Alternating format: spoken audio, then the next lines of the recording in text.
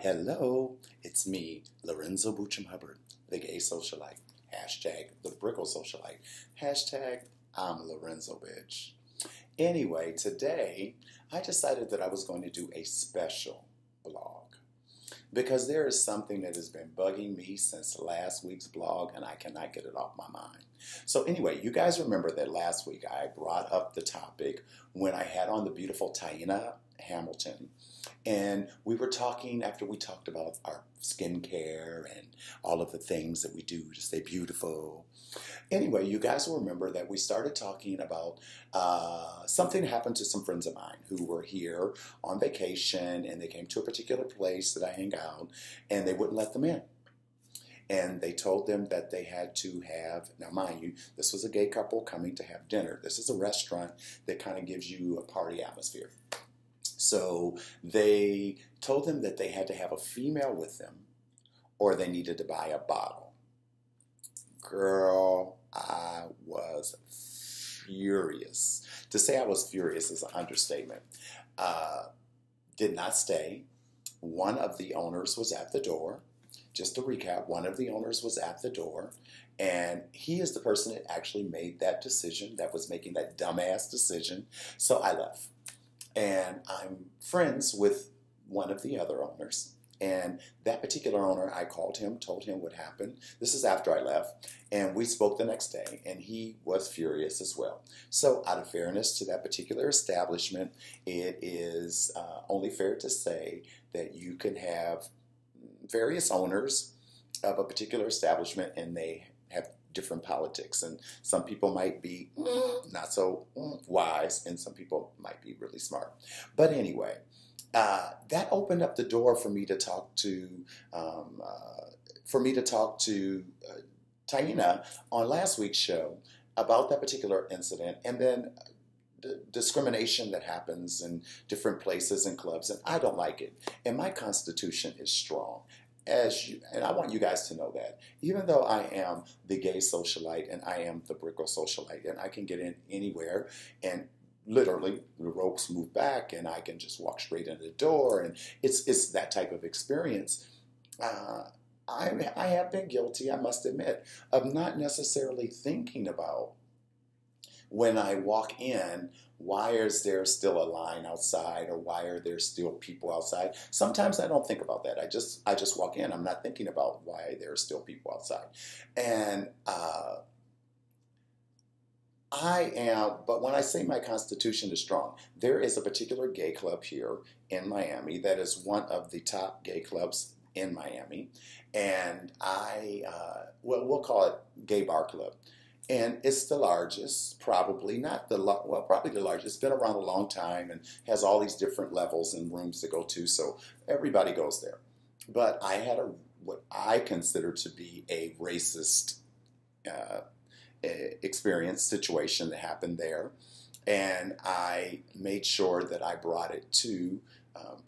There was a particular manager there, and I think this manager is an ass. And if I ever saw him anywhere, I would tell him to his face, he is an ass, because he's an ass. And so I made sure that I brought it to management's attention and the owners to give them, not management, but the owners, to give them a chance to do the right thing. And guess what? They didn't. So that particular place has not seen me for over 2 years, and I make sure right here on my blog, I'm not going to say the name of that place. Some of you, the people who know me, know exactly which place I'm talking about. And anybody who's ever met me, I have no problem sharing with you exactly what happened, because it was racist. And they can try to put a lipstick on that pig if they would like to. But guess what, girl? It's still a pig. So anyway, I started having this conversation with Taina, and it was to say that I was shocked would be an understatement at the level of discrimination that happens in the clubs here in Miami. Now let's not get it twisted. Miami's supposed to be this cosmopolitan, beautiful place to go and party and have a good time. And part of the reason that we love living here in Miami is because it's so diverse. Now, I'm going to be fair. There's a small percentage of places that this happens, but it's in the club industry that it's happening. So these are places where people are actually going out to have a nice time. And there are more club owners and clubs that don't do this than there are who do. But the ones who do give even the ones who don't a horrible reputation. So what was brought to my attention that's happening is a lot of clubs are discriminating against women based on their weight. They're blatantly saying, the promoters are, and the clubs are blatantly putting out there, and keep in mind that we definitely have to make sure that there's a separation between owner and promoter, because a lot of these clubs are allowing promoters to come in and give a party at their club on a particular night. So the ownership really has nothing to do with what they're doing. So if you go to a particular club on a particular night, you might find totally different practices on a Friday night than you find on a Wednesday night because the promoters have changed. So I don't want all club owners to have a bad name, but the club owners should definitely know what practices these promoters are using to fill their clubs up. Most of them only care about the money, but I do think that that's important as well. So anyway, what they're doing is the promoters are going to hotels, and they're going to, and using other methods. I'll give you an example, because I actually took this whole week to talk to people at hotels, restaurants, bars, other nightclubs, to ask them about these things. And they told me, look, hotels, for example, told me, oh, absolutely. Promoters will come to their hotel and tell them, hey, you can give this particular flyer or this invitation to any of your guests who are staying here, and they get in for free, but only give it to the ones who are young and thin and nice looking, not to fat or overweight or unattractive females, because we won't let them in. And if they do let them in, they then charge them $50 to get in, or they make them buy a bottle, something ridiculous, because they're trying to discourage them from coming in. The same thing happens with, I have a girlfriend who told me that she actually will have promoters, she's beautiful, and she will have promoters call her and tell her, oh my God, we have a party going on tonight, you're invited, bring 10 of your beautiful girlfriends, everything is on the house, you can come in, you get free drinks, but make sure your girlfriends are hot, and send me a picture of all of them first. What? Okay, let me say this. I go out everywhere, and it is not like these promoters are looking like they just flew off of a fine tree. Some of them are ugly, disgusting, and they just should be lucky that they're promoters, because if they weren't, nobody would be talking to them anyway. Just saying. And I think that that's horrible that they're actually breaking women down to be pieces of flesh like that. And I also think that it's horrible what happens to men when they're telling guys that when they show up that they have to be accompanied by a female in order to get into the club, or they have to buy a bottle. And now keep in mind, this is Miami. So a bottle is like $500 or $750 or $1,000, because a bottle, it's not like you're drinking a bottle at the bar. You also have to have the bottle on the table. So you're spending, now keep in mind, you're coming into a club by yourself, or it's just you and one other guy. So they're making you two guys buy a whole bottle of liquor when you're just coming to a club that maybe you don't even know if you want to stay. Right? So I don't like that.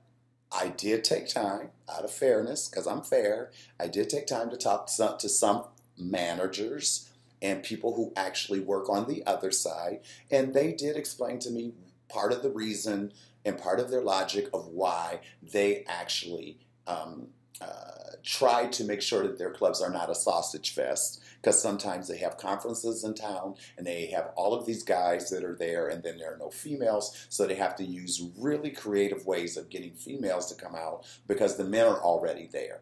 I can totally respect that and I can appreciate that, but discrimination is discrimination. That's not using a tactic like that, or saying, okay, guy, the club is already full of guys, we need to get girls in. That does not say that you are supposed to be the police of what is beautiful and what is attractive to every single guy that's in there. Maybe some of the guys that are in there don't want to see all girls who look like they're starving to death, or maybe all guys are not attracted to white or Russian or Ukrainian or whatever Eastern European women. Maybe the guys in there want to see some diversity in the club and not just what the heck you think is attractive. Have you thought of that? So I would like to say to these people who are actually using their little discriminatory, racist, bigoted little eyes to decide who should get into the club and who should not, stop it. As Don Lemon would say, stop. Stop it. Just stop. Because I'm not having it. I'm not going for it. And I will call you out if I see it happening. Gay or straight club. I'll call you out right in the moment. Even if it's one of the places that opens the rope for me, you'll get called out. So stop it. And I would also like to hear what you guys have to say. I really would. It means a lot to me because this has been bugging me all week since my last blog last Friday. It's been bugging me. And I wanted to take a minute to just talk about that because I don't want to be a part of the problem. I would like to be a part of the solution. And I would like to be someone who is a conduit of information, where people who maybe aren't comfortable saying something or haven't had the opportunity to say it, because I can tell you, in this week that I brought this particular subject up, I cannot tell you how not one time did someone say, that's happened to me, or that happened to someone I know, or I know that happens. That every single person, every single venue where I brought this up, everyone had a story. Now, this does not matter if it was straight or if it was a gay club. It didn't matter. It happens in both. Now, mind you, in a gay club, there's the discriminatory practice is a little bit different. Like, for example, in the gay club that I told you that I do not go to anymore, one of the DJ bartenders actually told me that the owner told them that they are not allowed under any circumstances in his particular bar to play hip-hop music. Ever. Period. At all. No. Can't happen. So, I wonder why. They play everything else. And when I say everything, they play everything else. So I would just like to say to everyone out there that share your comments with me. TheGaySocialite.com, TheBrickleSocialite.com, Lorenzo Buttram Hubbard on Instagram, and Lorenzo Hubbard on Facebook. And I look forward to hearing your comments and sharing your stories. And I would like to hear what you have to say. So until next time, this is Lorenzo Buttram Hubbard out. See you on my next vlog.